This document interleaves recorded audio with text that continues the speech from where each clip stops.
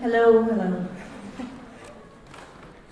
So we are a group of researchers based out of the University of Pennsylvania, and we're a multidisciplinary group, meaning that we bring in any types of people that can add to our studies.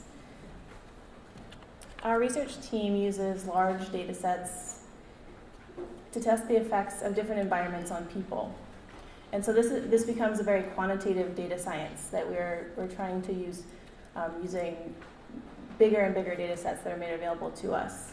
So this means that we make a whole lot of maps, we make a whole lot of graphs, and we use this as a great testing ground for a novel statistical methodology. And I apologize for the text-filled slides that are filled. So our inspiration that drives us is these big statements that planners have made and that I hear all the time at community meetings. Things like, if we build it, they will come. And what we'd like to do is break those statements down, whatever they are, into questions. And when we built it, what happened? So one of our greatest inspirations was Jane Jacobs. She filled books with hypotheses about how urban places are used and how that may affect people. And so her books and many of her followers are the people that create our statements and give us something to study. So just a year ago, her statement of eyes on the street, the thought that where there are people present, there is a less likelihood of a crime being committed. We try to break that down, and we say, is the daily presence of people related to a reduction in crime? Do geographical bins of activity correlate with bins of criminal activity? So this is a very, very exciting time for statistics right now.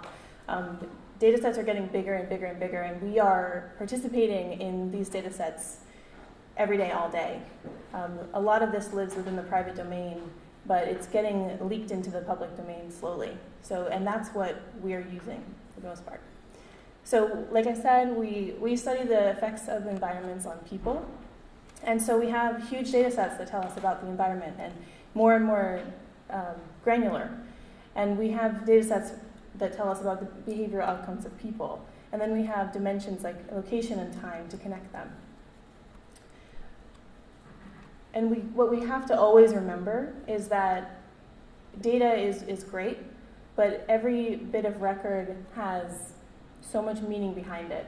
And we take this meaning behind each data set to rephrase these questions. As architects, we're very, very in tune to changes in fabric, and they change hourly. Like a storefront changes a street front extraordinarily just by the hours of the day, and uses change the way that plots are used. So something that we've always had is zoning data, the intended use of a space, but now we actually have the actual use of a space. And we have it from things like Google and Yelp and Foursquare and other sources coming up. And we have to sift through a lot of this data in order to study this. So we're looking to basically harness this large amount of available data on places to try and develop a high-resolution understanding of the association between the built environment and measures of neighborhood health, such as the frequency and location of reported criminal incidents.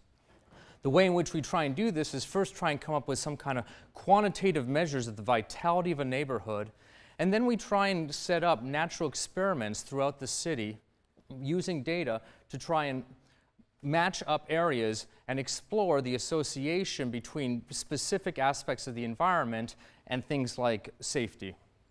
So how we might actually do that as a vignette, here's a particular area of East Passyunk, and we calculate a similarity score between intersections in East Passyunk and intersections throughout the city of Philadelphia.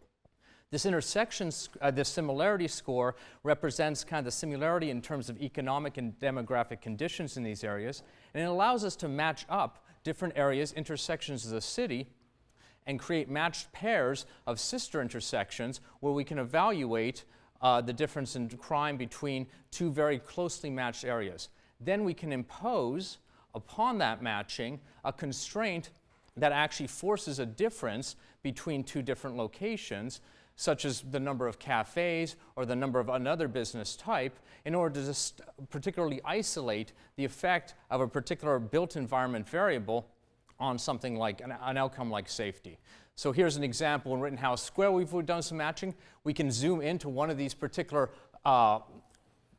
comparisons and matched up. We see two intersections. They are a sister intersection in terms of economic and demographic condition, but one has the presence of banks and one does not. We have 3,000 or more of these pairs across the city. That enables us to basically get a lot of insight about whether or not the presence of banks has an influence over crime. All right. The resolution at which we do this matching in our analysis really matters. In previous work, we've looked at matching high and low criminal locations within a particular neighborhood. We're hopeful that this intersection level matching gives us extra insight into the association between the built environment and crime.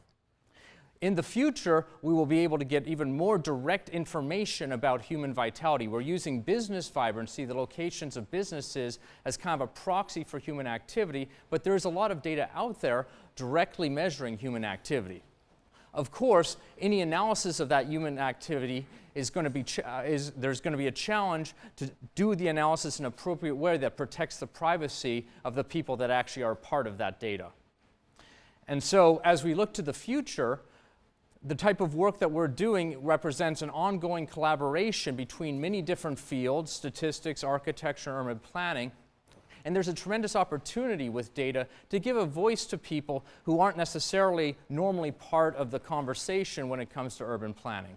And so what needs to happen is cities need to embrace this big data age and provide us with the materials by which to do these analyses. Thank you very much.